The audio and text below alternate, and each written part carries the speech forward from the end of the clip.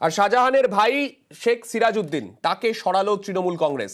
তার পদ ছিল, তিনি অঞ্চল সভাপতি ছিলেন, সেই পদ থেকে তাকে অপসারণ করা হলো।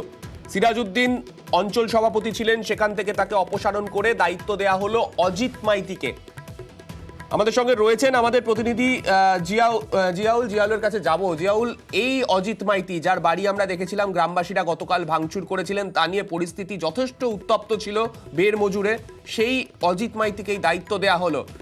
সিরাজউদ্দিনের বিরুদ্ধে একাধিক অভিযোগ, সেই সমস্ত অভিযোগই কি এর পেছনে কারণ?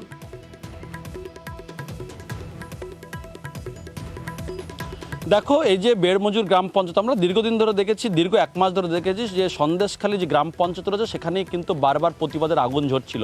এবারে দেখা গেল গত দুদিন আগে এই যে বেড়মজুর, অর্থাৎ এখান থেকে প্রায় 7 কিলোমিটার পাশের একটি গ্রাম পঞ্চায়েত বেড়মজুর 1 নম্বর গ্রাম পঞ্চায়েতের তিনি অঞ্চল সভাপতি ছিলেন শেখ সিরাজউদ্দিন, এবং সেই অঞ্চল অর্থাৎ ওই অঞ্চলের সেক্রেটারি ছিলেন অজিত মাইতি। ফলে তার বাড়িতে ভাঙচুর করলো। কারা ভাঙচুর করলো? এলাকার দীর্ঘদিনের এলাকার মানুষের যারা দাবি যে জোর করে জমি দখল করেছে, জোর করে জমি কেড়ে নেওয়া হয়েছে, এবং যখনই তারা প্রতিবাদ করেছে তখন বিভিন্ন রকমভাবে তাদেরকে হেনস্থা করা হয়েছে। থানা পর্যন্ত তারা গেছেন, কিন্তু থানায় কোনো ব্যবস্থা নেওয়া হয়নি, এমনটা অভিযোগ করছিল।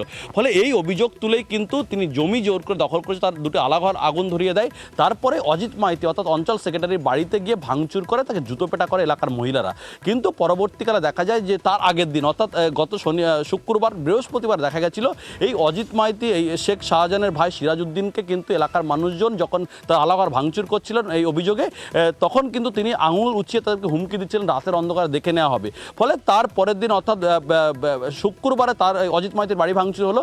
কিন্তু আজকের একদম স্পষ্টভাবে এলাকার বিধায়ক স্পষ্ট করে দিলেন যে এই যে শেখ শাহজাহানের ভাই শেখ সিরাজউদ্দিন এলাকায় যেভাবে দিনের পর দিন সন্ত্রাস করে যে অভিযোগগুলো উঠে আসছে, তার জন্যই আজকে তাকে দল থেকে অর্থাৎ অঞ্চল সভাপতির পদ থেকে সরিয়ে দেওয়া হলো। কিন্তু আরও এক অভিযুক্ত অজিত মাইতির দিকেও এলাকার মানুষজন অভিযোগ করছিল, সেই অজিত মাইতিকে সেই পদে বসানো হলো। কিন্তু অজিত মাইতি গতকাল আমাদেরকে জানিয়েছিল তিনি কিন্তু এই যে তার বাড়ি ভাঙচুর, তাকে হেনস্থা করা হয়েছে, তার জমিতে হামলা করা হয়েছে, সবটাই কিন্তু বিজেপি পরিকল্পনা করে করছেন। অর্থাৎ তার এর সঙ্গে এলাকার মানুষের কোনো ক্ষোভ নেই, সবটাই বিজেপি তার রাজনৈতিক কারণেই তার উপরে হামলা করেছে, তাকে হেনস্থা করেছে, তার আলাঘর আগুন দিয়েছে।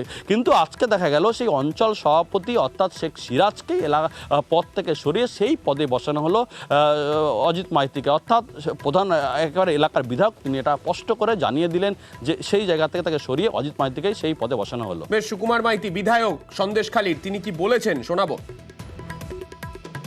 শেখ সিরাজউদ্দিন কিছু জমি কিনেছে, কিছু মানুষের কাছ থেকে নিয়েছে, মালিকানা নিয়েছে, সেখানে বর্গারাও দাবি করেছিল।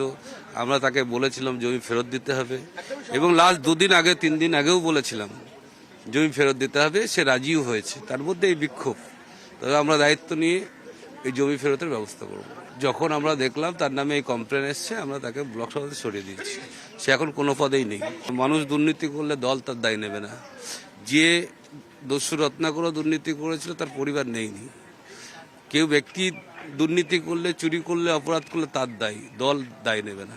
আমরা চাই সবসময় তৃণমূল কংগ্রেস কর্মী যারা আছে, মামাটি মানুষের কর্মী আছে, তারা মানুষের সঙ্গে থাকুক, মানুষের পাশে থাকুক, স্বচ্ছ ভাবমূর্তি নিয়ে এগিয়ে আসুক।